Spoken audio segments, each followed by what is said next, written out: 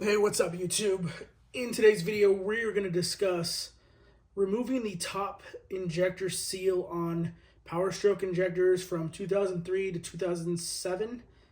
And it is quite a process, let me tell you. I struggled, I'm not going to lie, I struggled for maybe 3 to 4 hours just trying to get one out. And I went through various YouTube videos on different techniques and what people use to get them out. And I was having no luck. I found something that kind of worked from what another YouTuber said to do, but kind of tweaked it in my own kind of way because that way it wasn't working as easily as they said it would. So I decided to make a video on how I did it, and hopefully it'll save you guys a lot of time and trouble getting these things out.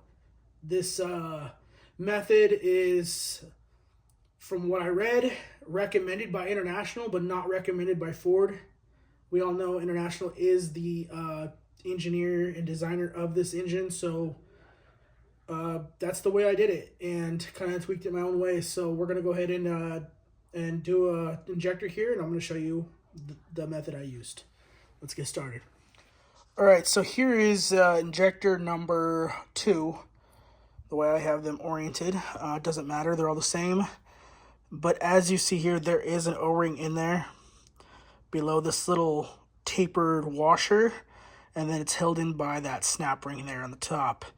Not sure how well you could see it, but you see the opening for the C-ring in there, and that's what we're going to do. We're going to remove this. All right, first things first, I'm going to grab my, I guess it's 45-degree angled pick. It's kind of a weird one. These come in most sets. This one I found the most useful is the Milwaukee one. They're all very similar. You're going to want to go with a good quality metal one because you can't risk to get any pieces of metal that may break if you were to break the tip accidentally. You don't want it to go through that pilot hole down there. So be very conscious on what quality you are using. Also, for comfort as well, you're going to want to use something that's comfortable for you. I'm going to use this Milwaukee one. All right, first things first, I am going to remove the O-ring in there by getting in there and kind of hooking underneath. It's kind of a little curve in there you got to get into, but you'll get the proper way of getting it out. Some of them are more brittle than others. This one's pretty stiff.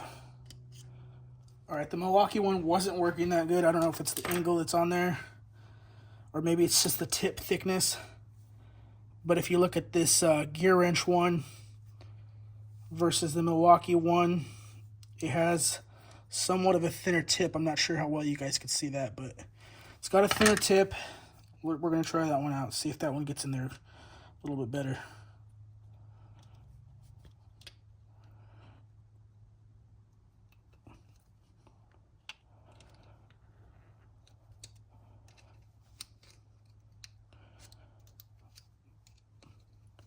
Size definitely does make a difference.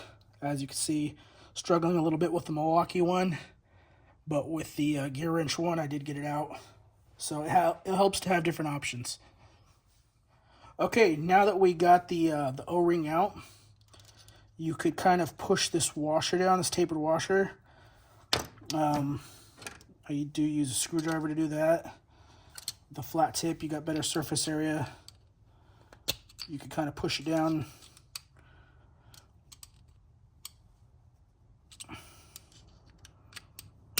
I'm not sure how well you guys can see this in the camera, but I was able to move it down to where it's seated on the bottom and gives you a lot more room to work with. All right, now that you got that tapered washer pushed down, you're going to want to orientate the C-clip into a position where you're not obstructed by the wiring, because this part is pretty critical. So if you go in there, grab the flat tip, you're able to reposition that C-clip Okay, and I actually want to go in the other way. I'll show you why in just a second.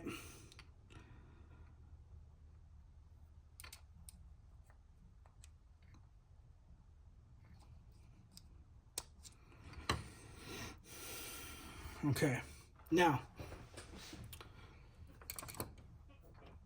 this is where automatic center punches come in hand. All right, here's the opening of the C-clip. Here's the back side of it, and as you can see, you got a very small lip to work with. But to try to get it out the traditional way with a screwdriver or like a pick, it's damn near impossible. So I got two center punches here. I got a more heavier duty one, and then I got the light duty one from Harbor Freight. This is like $2 on sale. I actually picked it up yesterday, and I'm glad I did. This one's just to get it started. You want to get a good center punch on the back side, opposite side of the opening end.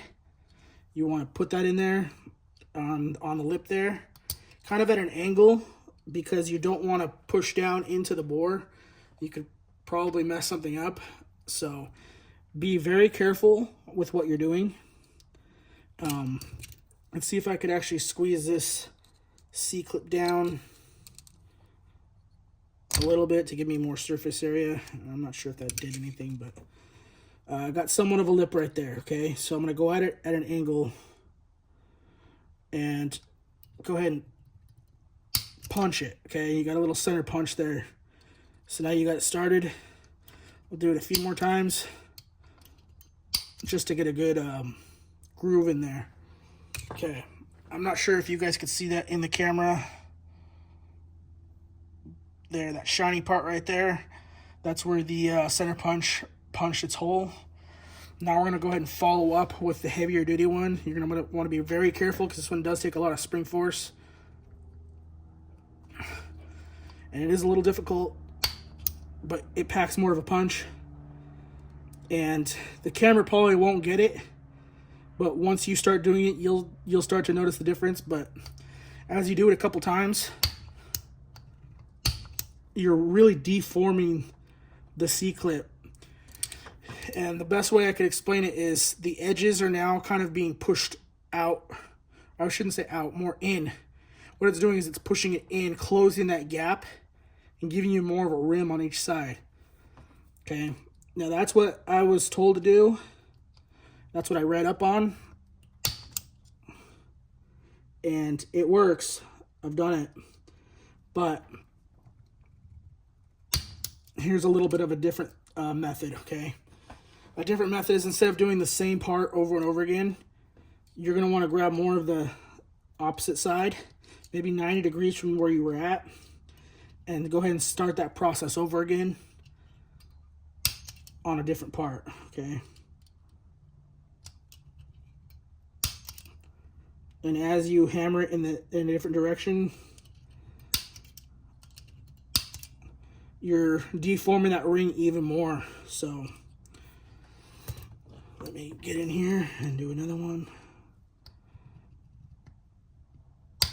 Oh yeah, there you go. So it's really starting to deform that ring. Sorry for the shaky hands.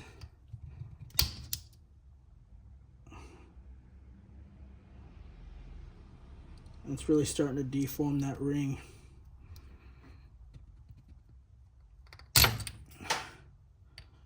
And I just broke the center punch. That's not good. Let's see if I can fix that real quick. If not, we're going to be shit out of luck. And yeah, it's clearly sheared. So we're going to try it with the $2 Harbor Freight one and see if we can get this job finished. But if the heavier duty one didn't hold up, we'll see if the other one does. But I'll basically keep going around and punching that.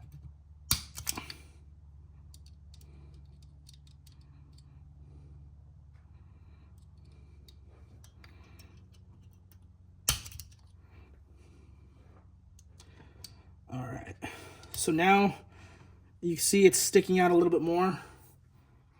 And like I said, a lot of tools to come into play in this. Next, I'm going to use a precision screwdriver, flat tip, to kind of go underneath, or I should say over, and pry it.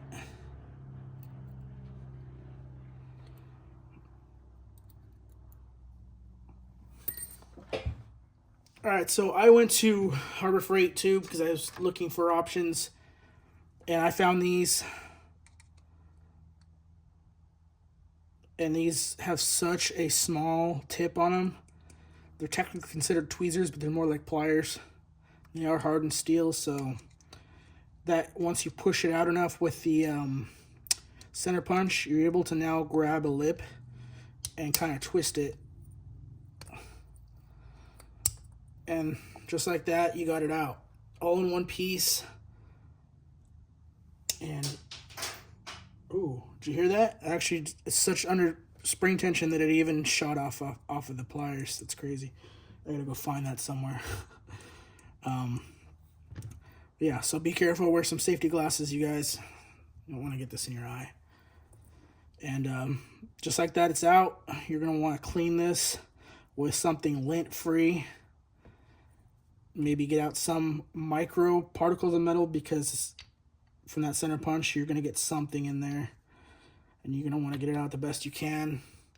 I also use a little magnet tip from these pocket screwdrivers to maybe pick up some metal debris that may have found its way in. But try to be as careful as possible, guys. And yeah, we'll go ahead and clean it up some more with maybe some light brake clean on a rag, lint free of course, and clean out that the best we can. And then we're ready for installation and putting in new O-rings in. So that's it, guys. Hopefully that saves you a lot of time and money, because time is money, you guys. So yeah, hopefully this helped you out. And like I said, be careful. Broken center punches, you don't want anything falling in there, in those ports there. So the quality of the tool does matter. I'm gonna have to upgrade my center punch to something a little better, or a lot better, depending on how you take it. But that's it, guys. Hopefully that helps you remove these top seals, which are very important to do when redoing your injector O-rings and putting everything back together, because the last thing you want is to put this thing back together and have a high pressure oil leak and you're back into it again. So thanks for watching, guys. Hopefully that helps you out.